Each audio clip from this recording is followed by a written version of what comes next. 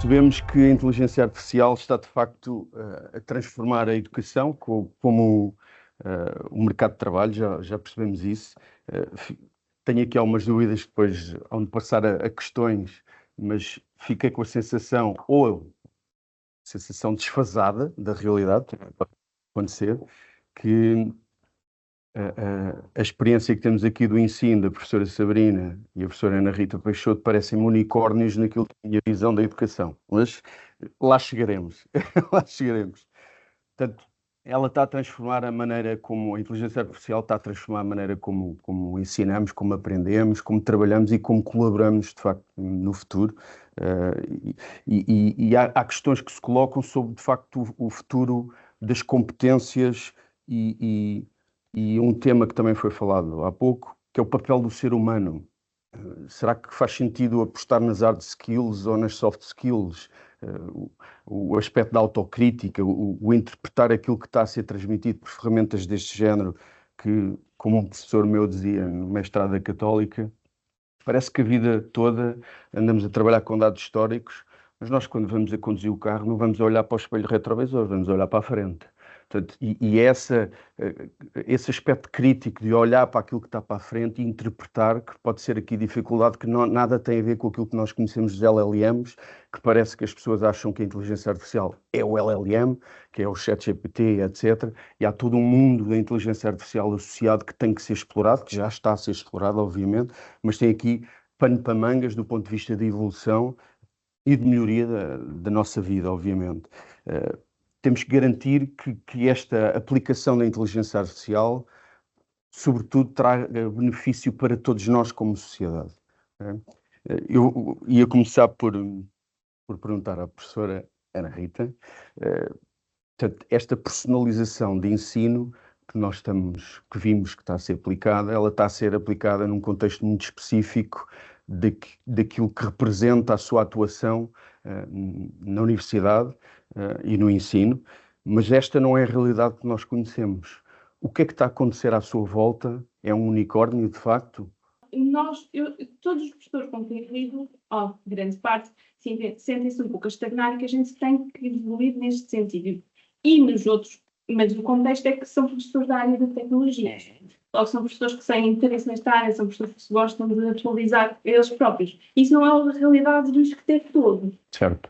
Tanto que, quando eu lido com outros professores de outras áreas, o que acontece, e ainda bem, porque a gente tem mesmo que ser multidisciplinar. Aliás, o ISCTE é uma casa muito multidisciplinar, de raiz, porque começou como uma escola de ciências sociais, mas seja como for, quando eu falo, a maior preocupação da IA é as cópias. Pronto. Ou seja, os alunos vão copiar, os alunos vão usar isto durante o teste, os alunos... Sim. Aliás, ainda no semestre passado, numa cadeira de inteligência artificial, eles tinham que implementar uma rede neuronal. Eles iam pedir... implementar uma rede neuronal em cima de um algoritmo evolucionário. Bem, não importa. Seja como for, eu já sabia que eles iam pedir ao ChatGPT ajuda, mas eu sabia que a complexidade do projeto não ia dar, que é uma coisa que nós temos que garantir, sempre queremos avaliar, que não ia dar para eles fazerem copy-paste. Mas existe muito esta dificuldade. Mas eles tinham que fazer um mini relatório. Sim, porque nós em tecnologia, mini relatório chega só para dizer as conclusões finais. E era uma rede neuronal. Pronto, eu não vou estar aqui, feed forward, clássica. Ele diz, nas redes neuronais convolucionais, e eu disse assim, o que é que são redes neuronais convolucionais? Tu implementaste uma rede neuronal convolucional? Ele olhou para mim, vermelho. Professora, então, mas não é aquilo que nós fazemos. Não, é que tu foste buscar isto. Foi o ChatGPT, não foi ele. Eu, não faz mal, mas isto não está certo, não aprendeste. Pronto. E a gente tem que se conformar que eles vão usar e que temos que os ensinar a usar. Eu própria, no meu trabalho de investigação, uso o ChatGPT para criar coisas, para criar textos, para olhar para tabelas. Então, mas qual é o problema, não é? O problema é que quando eu copio aquilo para lá, bem, tem outras questões também de segurança, porque o ChatGPT e outras ferramentas todas que nós não dizemos aqui o nome, eles guardam os dados. Quando a gente mete, imaginem que eu estou a fazer uma investigação e meto para lá uma tabela de uns resultados que eu tive, ele guarda aquela informação, ou seja, eu estou a pôr em segurança, imaginem, eu estou a fazer trabalhos no âmbito da administração pública e eu ponho lá dados do ChatGPT. Pronto, mas seja como for, a gente tem que se conformar, e eu acho que ainda é unicórnio, mas lá está dentro do contexto. Eu estou numa escola de tecnologias, eu dou programação e inteligência artificial. Eu não usar é estar a fingir que não existe. Certo, correto. Mas no contexto dos seus colegas, que a principal preocupação tem a ver com o facto de copiar, não estão alinhados com aquilo que deveria ser a utilização da IA a passar conhecimento para os alunos. Portanto, será que, e usando algo que foi comentado há pouco, temos que fazer tábua rasa de certos professores e começar com uma geração nova? Eu acho que não. O ISCTE, lá está, estou a falar no meu contexto, não sei como é que é as outras faculdades, mas o ISCTE promove muita formação dos docentes.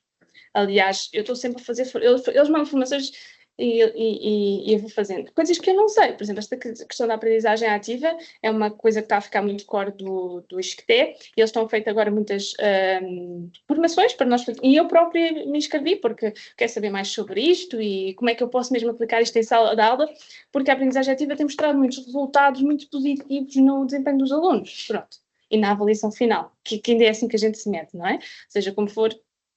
E então e eles lançaram uma formação. Aliás, já vai na 5ª edição, por isso tem sido muita a aderência, que é como usar a IA generativa no ensino e na investigação. Ora, eu não precisava ter ido àquela formação, mas eu fui. Pronto, foi só... Para mim foi... Olha, pronto, é um diploma. Mas eu fui fazer a formação e fiquei muito contente. Malta de áreas mais de matemáticas, malta mais de ciências políticas, sociologias, antropologias, muito interessados. Mas eu vi mesmo os meus colegas muito interessados, ver porque não dá para... Ou a gente fecha os olhos e finge que não existe, ou a gente tem que o abraçar. Por isso... Mas depende do contexto. Pronto, não vai ser assim em todas as faculdades. Uma faculdade, por exemplo, como a ISCAL, que não tenha, outros cursos de tecnologias, vai ser mais difícil. Quem está a dar essa formação é um colega meu da área de tecnologia, um professor lá no ISCTE. Ou seja... Eu não devia ter ido à formação, mas eu fui, seja como for, para ver o que é que eles estão a dizer e o que é que estão a passar, e eu acho que sim. Eu acho que não podemos... Há coisas que a gente precisa de ensinar de forma mais clássica. Saber interpretar, de ter um espírito crítico daquilo que estamos a analisar, ou que nos estão a dar do ponto de vista de informação. É muito grande. Eu tive uma professora de álgebra no meu primeiro licenciatura, nunca mais vou esquecer. Eu não sou polícia. Lembro-me também, eu não sou polícia, copiei, eu não sou polícia. Quando vocês forem mais velhos e quiserem usar estas coisas, imaginem, vocês são todos aí de informática, depois querem usar estas matrizes para fazer jogos e não sei o quê, computação não sei o quê mais, que eu não sou dessa área. Uma ameaça pela consequência, para motivá-los. Não é do género que vocês não sabem. O ChatGPT para me ajudar sempre o resto da minha vida. Na altura não havia o ChatGPT. Eu quando entrei do meu tempo, não havia ChatGPT. Mas eu gostei. Um bom truque. Vou fazendo aqui a ponte relativamente àquilo que é o ensino, e o Ricardo Pinto acaba por ter essa ponte entre aquilo que é o ensino e investigação, e tentar adaptar isso àquilo que é o contexto ou necessidades de investigação no contexto empresarial. Que tipo de relacionamento é que tem existido entre estas duas linhas de ensino e mercado de trabalho, no que concerne, de facto, à utilização da inteligência artificial? Este é um tema que é muito importante, até, porque nota-se que esta tecnologia permite que as pessoas consigam, qualquer pessoa que pegue nesta ferramenta consegue aprender sobre o que quiser para o mundo profissional. Nós podemos, sou aluno, eu quero saber o que é que eu vou fazer numa dada profissão. Posso perguntar, então, mas dá-me um dia de trabalho na minha profissão. Com o que é que eu vou interagir? O que é que eu vou fazer? Com o que é que eu vou falar? Com que ferramentas é que eu vou trabalhar? O que é que eu tenho que aprender? Portanto, tem imenso potencial de aprendizagem para o aluno. Mas depois tem aqui, já foi falado isto também aqui muitas vezes, é que todas as tecnologias têm depois o reverso da medalha. E o reverso da medalha é que podem ser usadas no sentido errado. E o que é que acontece? Os alunos na faculdade, eles vêm habituados da escola de que o importante é que é passar. Passar, e terem a nota. E às vezes esquecem-se que o importante é aprender. Aliás, o mais importante é aprender. O motivo pelo qual vão ter um curso superior, a maior parte dos cursos, é para aprender uma profissão e ingressar no mercado de trabalho. Mas os alunos vêm mal habituados e podem correr o risco de serem aliciados por esta tecnologia para, ok, então eu vou utilizar isto para, em vez de aprender, vai fazer o trabalho por mim.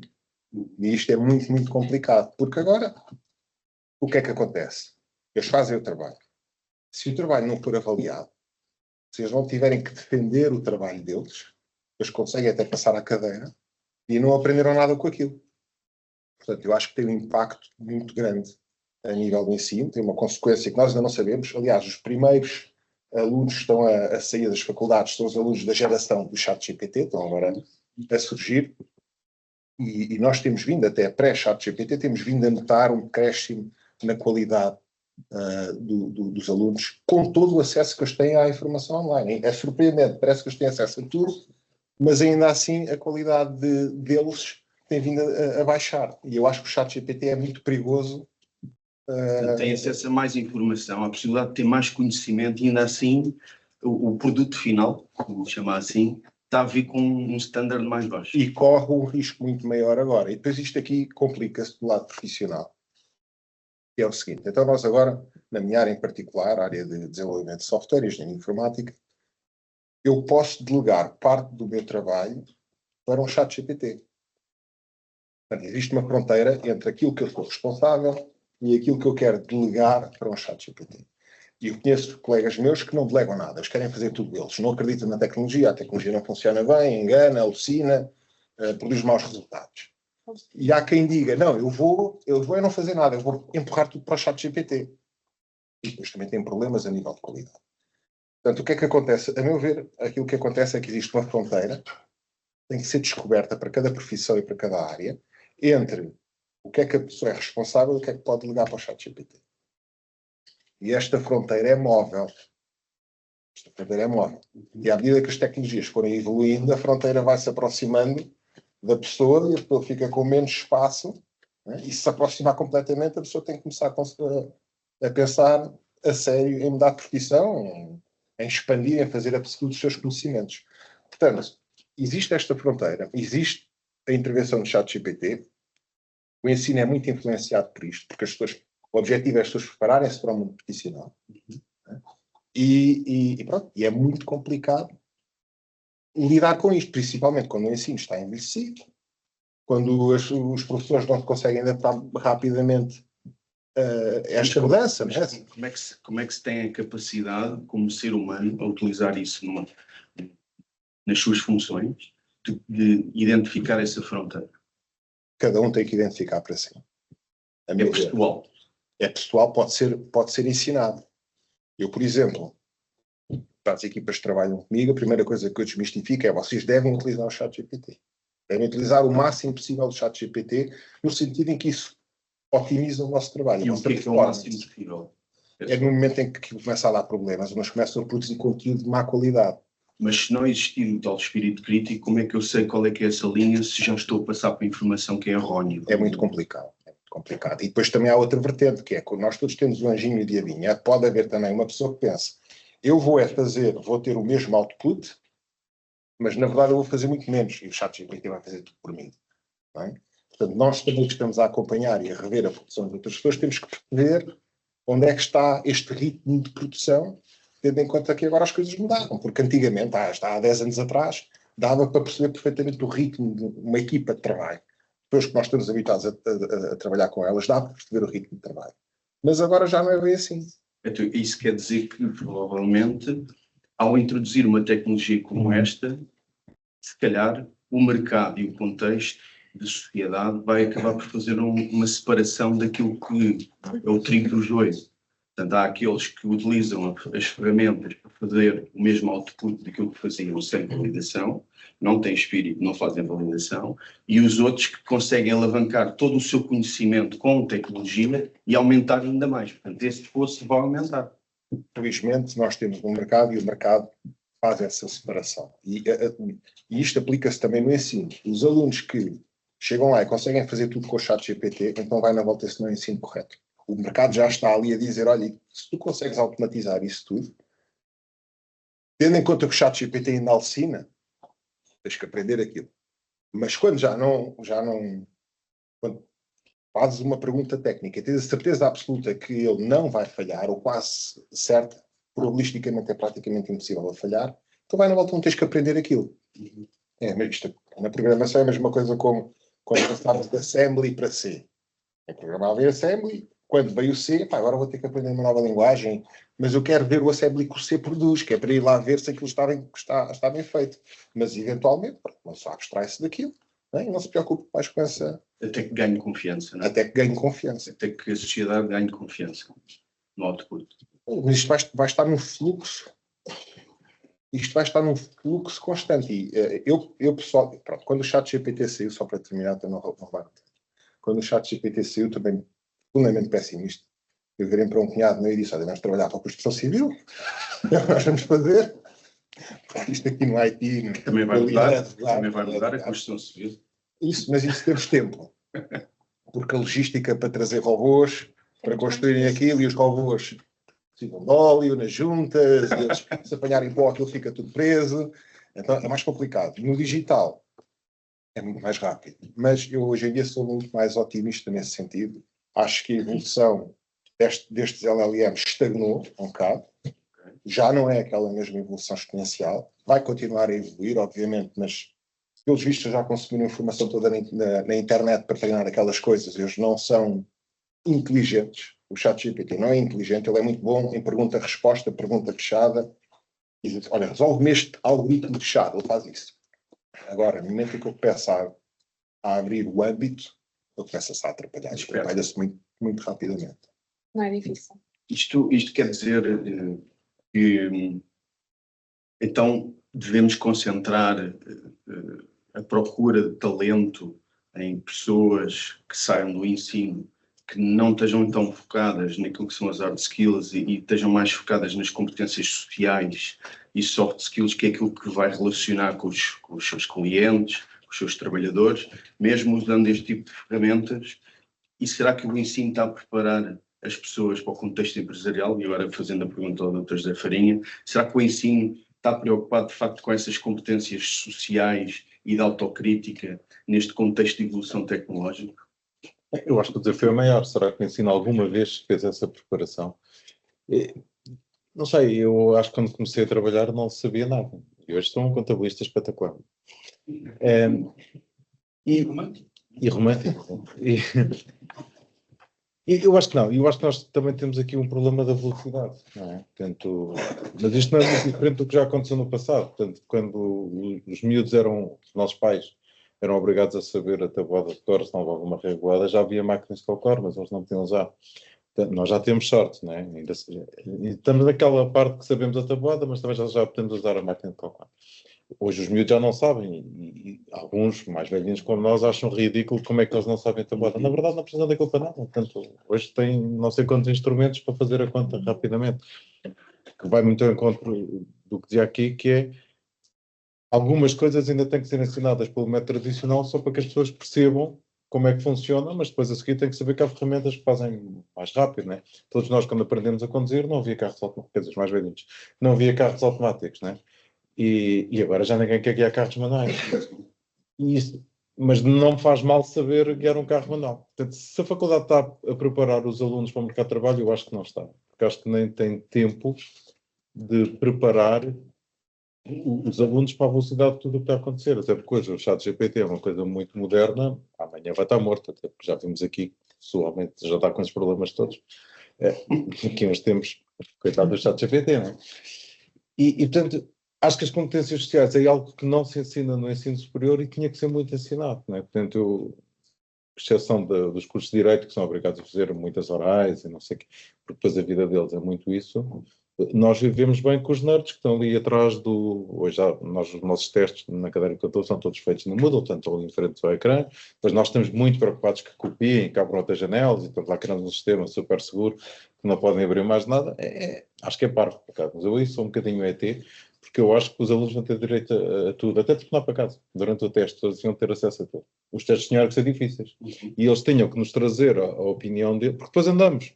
Bloqueamos isso tudo, coitados, não podem copiar e depois andamos ali a ver como é que os passamos. Não faz sentido, não é? Portanto, faz sentido que eles se preparem, e eu dou uma cadeira gira que é projeto de simulação empresarial. Portanto, nós tentamos levar o que vai ser o dia-a-dia deles nas empresas. E o dia-a-dia deles nas empresas, eles vão ter que falar com pessoas, vão ter que escrever e-mails que não sabem escrever, vão ter que interagir com essas ferramentas, quando têm dúvidas vão ligar para alguém que os ajude. Portanto, eu não vejo que o ensino tenha que ser tradicionalista, que não podem copiar. Não, podem. Agora, têm que saber por onde é que vão copiar, onde é que vão buscar os dados e como é que os vão apresentar e defender. Eu acho que o grande desafio é esse, porque nós hoje apanhamos... Eu já não quero os melhores alunos. Portanto, para trabalhar na Betocnet, os melhores alunos, se tem mais de 16, já não vai à entrevista comigo. Porque ele é muito bom na contabilidade, nas normas, não sei o quê, mas isso não me serve para nada. Porque isso o chat GPT, não sei o quê, vai fazer. No dia a dia, quantas vezes é que ele vai ter que estudar a diferença entre o custo amortizado, porque se calhar é chinês para alguns, e o custo não sei o quê. Essa rapidez de evolução tecnológica que existe obrigaria também as universidades a estar a fazer um revamp que acredito que se calhar a professora Rita acaba por fazer no contexto onde está, mas nem todos os conteúdos que são ensinados acabam por sofrer essa evolução. Portanto, começa-se a notar que essas skills passam a ser mais importantes. Não, e há outra coisa que não se ensina que eu acho que é fundamental, que é ética e responsabilidade. Porque é uma coisa que nós não vamos delegar nas equipas, que é a responsabilidade. Quando nós tínhamos estagiários e delegávamos trabalho neles e depois não revíamos, sabíamos que aquilo desse para o torto, o problema era nosso. E na tecnologia é exatamente a mesma coisa. Eu quando apresentei aquele saco de plástico ali, esqueci-me de contar uma história, eu vou ser rápido. Eu trabalhei no Brasil, como alguns sabem, e o que nós fazemos hoje ao nível das finanças e da contabilidade é cópia do que se fazia no Brasil há 10, 12 anos atrás. Então um dia estou lá com o meu sócio brasileiro no escritório, estou na cavaqueira, normal, e chega um cliente, amigo dele, com um saco de plástico, assim, cheio de papéis, e que me entrega os documentos, eles lá contaram umas piadas, não sei o quê, o outro foi embora e eu fiquei furioso. Disse, Alexandre, como é que é possível, no século XXI, tu recebes um saco cheio de papéis? Pá, não é possível. Ele disse, não te preocupes com isso, vem aqui comigo. Abriu o site das finanças, descarregou as faturas, integrou no sistema de contabilidade, fez a declaração fiscal e disse ao amigo, olha, podes ir buscar os documentos, a tua contabilidade está feita. Ele não mexeu no... E isto é só falta de responsabilidade e preguiça. Isto também tem que ser ensinado, porque era o que... Como é que o Ricardo estava a dizer? É exatamente isso. Portanto, nós não podemos delegar esta responsabilidade e não podemos ser preguiçosos ao extremo. A preguiça é boa porque nos vai obrigar a pensar em processos tecnológicos. E isso deve ser ensinado aos miúdos na faculdade, que é serem preguiçosos com consciência. Porque aí eles vão trabalhar. Porque se forem preguiçosos inconscientemente, o que é que vai acontecer? Isto, portanto, repara, ali no meio devia estar uma fatura, imaginem, uma fatura da FNAC, que era um computador e que se calhar foi contabilizado como um livro técnico, não é? Certo. E portanto, esta responsabilidade, juntamente com as competências de comunicações sociais, é algo que tem que evoluir muito no ensino superior. Portanto, cada vez mais os alunos, na minha opinião, têm que apresentar trabalhos, têm que os defender, têm que ser questionados. Eu não percebi essa coisa, essa palavra que disse-me esquisita. Mas isso eles fizeram um projeto, implementaram, e depois tinham um mini relatório, e sentei-me com eles e fiz perguntas sobre o código. A perguntar, fizeste isso aqui. E depois abri o relatório deles e perguntei, então, mas o que é isto que vocês têm aqui? Eu não dou aquele tipo de redes jornais. Aqueles redes jornais são redes jornais convolucionais, que é com imagens, e aquilo era só de números. Pronto, e é exatamente isso, na minha opinião, que tem que mudar no ensino superior. E acho que não tem a ver com a idade dos professores, eu acho que os mais velhinhos também são espetaculares. E há novos que já são muito velhos, já nasceram velhos, não é? É verdade também. E portanto, acho que tem a ver com esta percepção daquilo que o mercado precisa. E aí acho que o ensino superior está muito hermético, esquece-se muito do que é que as empresas precisam e vice-versa, porque as empresas também têm que estar aproximadas da academia. Ir lá fazer seminários, dizer o que é que precisam, o que é que esperam encontrar. A visão daquilo que nós estamos aqui a falar no contexto de relação do setor empresarial com o ensino, numa lógica de o output da faculdade ou da universidade, que é o consultor, o aluno, que acaba por integrar os quadros. E eu queria passar aqui ao André, mas e qual é que é a sensibilidade ou qual é que é a necessidade que está a ser escutada neste momento no mercado daquilo que o setor empresarial, como é que olha para a IA do ponto de vista da sua aplicabilidade? em que é que eles estão a pensar porque há muitas empresas que, e nós temos experiência nisso, já fomos a algumas reuniões, eu quero fazer IA, mas não sei o que é que eu quero fazer, mas toda a gente está a falar nisso e eu quero fazer alguma coisa. É numa lógica, de facto, de otimização de processos mais manuais, ou será que o contexto empresarial já está a pensar naquilo que poderia ser o potencial da IA na criação de valor? Bem, obrigado, Ricardo, pela pergunta. Obrigado a todos também em nome da DXPark e do Grupo Mundos e pela vossa presença. Bom, eu diria, e pela experiência que temos e o contacto que temos com os nossos clientes, que acaba por ser um mix, ou seja, é mais fácil, naturalmente, numa empresa, por exemplo, uma startup, pequena empresa que está agora a ser constituída, criar e utilizar todas as potencialidades da IA, seja a nível de processos, seja a nível de toda a sua orgânica empresarial. Porquê? Porque está a construir do zero, consegue pensar from the scratch. Para uma empresa mais estabelecida, com processos já rotinados, etc., a adoção da IA, por um lado, depende da maturidade ou da literacia, como se falou aqui, tecnológica que os colaboradores possam ter, portanto, mais facilmente adotam as ferramentas ou não, e aí também há um papel de formação das entidades nesse aspecto, mas a primeira abordagem daquilo que temos sentido na experiência e no terreno é que as empresas começam por utilizar a IA numa vertente de optimização de processo, efetivamente. Ou seja, aquilo que são os processos mais maturados, mais bem conhecidos e que se percebe que há tarefas que são rotineiras, mais estanques e que são passíveis de ser automatizadas com robôs, e aliás isso é uma área que já tem alguma maturidade, ferramentas de RPA, já tem alguma maturidade, portanto tudo aquilo que são tarefas estritamente rotineiras e estanques, essas são o primeiro alvo, digamos assim, para serem automatizadas, e agora com a evolução das ferramentas, com a questão da IA, poder ainda trazer maior valor com essas mesmas tarefas. O que é que isto faz? Faz com que o colaborador deixa de ter que fazer um subset daquilo que antigamente tinha que fazer, e lá está, como há pouco o José Farinha mostrava no gráfico, não é? Pensando no sonho, eu posso libertar-me daquilo que é rotineiro e que eu sei que peço ao ChatGPT, outra ferramenta qualquer, faz-me esta parte, e daqui para a frente é criatividade. Daqui para a frente é realmente eu focar-me qual é o problema do meu cliente.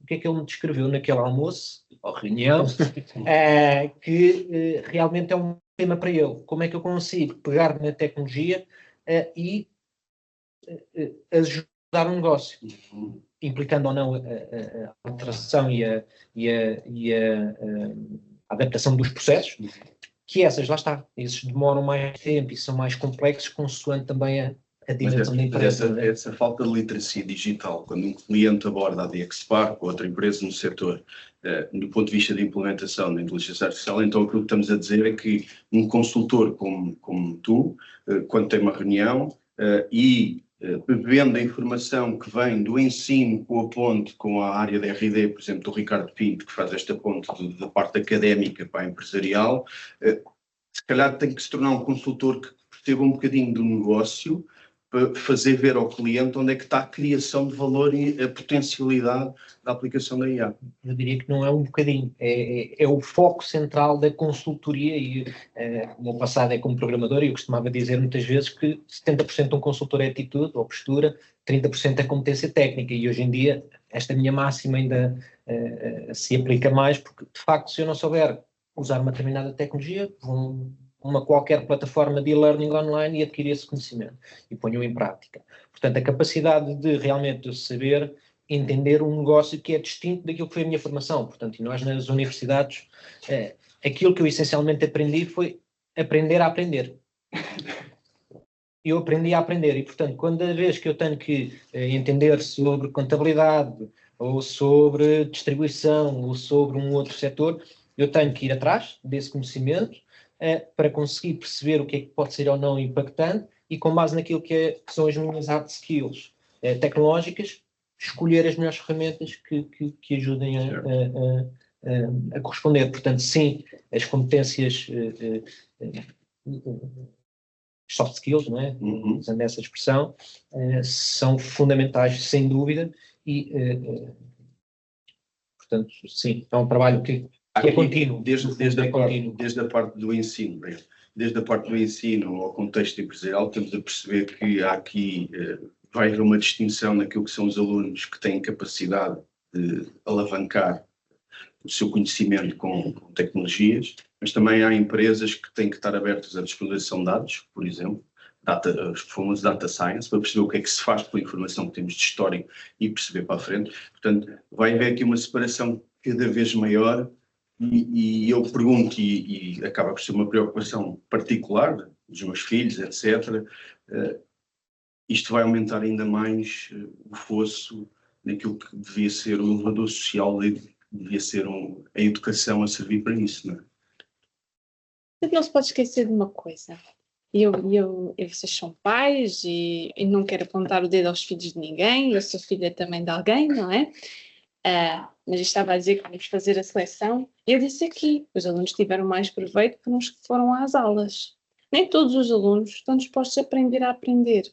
Isso tudo bem que pode passar dos professores a motivar, e eu até acho que faço um papel ativo nessa parte, mas se o aluno não quiser saber nada daquilo, e eu contra mim falo, toda a gente aqui tira uma licenciatura, consegue dizer uma ou outra cadeira que não serviu para nada e nem queria ter lá estado. Eu tenho várias. Eu também. E está tudo bem, porque a faculdade não consegue. Eu acho que a faculdade, eu acho mesmo que a faculdade tem que ser um sítio para aprender a aprender. Concordo a 100%, e as soft skills, e acho mesmo que isso é muito importante e que é um sítio que... Eu tenho saudades de ter aulas, porque eu gostava realmente de estar lá e de absorver. E de absorver, e dizer, estou-me aqui a ensinar coisas e eu não tenho que me preocupar, ir à procura de lado nenhum. Pronto. Mas a faculdade dá um conjunto, está muito mais focada. É clássica, não é? No geral, vou lá estar... Então, de contabilidade, não é? Eles têm que saber um conjunto de coisas. Por exemplo, se eu dou uma cadeira de inteligência artificial, eles têm que saber como é que matematicamente aquilo funciona para depois perceber as implicações críticas à frente. É tudo uma questão de postura, versus o conhecimento está a ser transmitido ou desafios de empresas que querem aplicar a IA para todos os efeitos, não é? Sim. E pronto, como estamos aqui a alongar, deixo aqui ao auditório se querem fazer alguma questão, não sei se remotamente tem alguma questão para colocar ao painel. Lá atrás. Sobre o contexto da inteligência artificial, inteligência artificial limitada, que é o que temos, não é? Eu julgo que, por exemplo, no caso da programação, ela tem que ter parâmetros e regras. Ele deu a resposta do DOG com as regras que eu tinha. Se calhar ele não errou. Não contou problemas pessoais, contou só letras, palavras. Temos que dar mais especificações, mais regras, mais parâmetros. E isso sim, temos a programação de inteligência artificial. Eu vivo muito em inteligência artificial na minha área, mas às tantas há parâmetros, regras, instruções, ou temos sempre resposta. A resposta é o mais próximo de exato possível. Tive à conta das vendas, estava a contar o IDOC, fiz vários tipos de contagens, e duas das minhas contagens quando eu não estava a palavra. Uma questão de testar, dizer a ele, meta-me as outras palavras, as words, a verde. Vai ver que eu se calhar não conta problemas pessoais, nem nada do género. Precisa de ser parametrizados. Não é bem uma... ponto de vista. Certo, exato, não é bem uma pergunta. O que acontece no algoritmo... Existe um problema, porque se pensa um pouco, e eu acho que com essa conclusão que desmistifica completamente esse pensamento que é errado, que o ChatGPT e a IA generativa, no geral, conseguem responder a todas as perguntas. Pronto. E isso vem de uma ideia que existe há muito tempo, que se anda à procura do algoritmo chamado mestre, que é capaz de resolver qualquer problema. Isso não existe. O ChatGPT não tem todos os parâmetros. Todos os que os GPTs fazem são geradores de texto. É isso que eles fazem. Pronto, não é mais nada que isso. Ele não é assim... A inteligência dele é limitada nesse ponto. Claro que essa parte que se chama Prompt Engineer, que é uma coisa que surgiu nova e que eu própria tenho procurado focar nisso, isso é muito importante. Isso é como é que eu posso tirar o maior partido deste modelo, deste algoritmo. Pronto. e que tem limitações, não é perfeito. E até só para acrescentar, aqui a técnica de prompt engineering podia ter sido utilizada para, portanto, fazer a pergunta em 2 fases. Claro. A Mas primeira depois pergunta a foi dizer, olha, propósito. então, claro, foi feita propositadamente assim, porque é para demonstrar também que estes LLMs insistem com toda a certeza do mundo que a palavra dog está na posição 8, quando na verdade está na posição 13, mas com técnicas muito simples de prompt engineering, que vai no sentido também daquilo que está a dizer, não só dar mais informação à primeira prompt, mas sim de criar um sistema, isto já é muito automatizado hoje em dia, de por várias prompts chegar ao resultado. Ou seja, onde é que está a palavra dog? Escreve uma frase com a palavra dog na posição 8, mete na 13. E depois a seguir perguntamos, então, mas nesta frase a palavra dog está na posição 8, ele vai dizer que não está. O mais provável é dizer que não está. Mas pronto, técnicas de prompt engineering pode melhorar muito a qualidade. E conseguimos fazer o contrário também. Aconselho-lhes a fazer, se insistirem muito, o ChatGPT consegue dizer que 1 mais 1 é 3. O contabilista também. Adorei. Já vi aqui um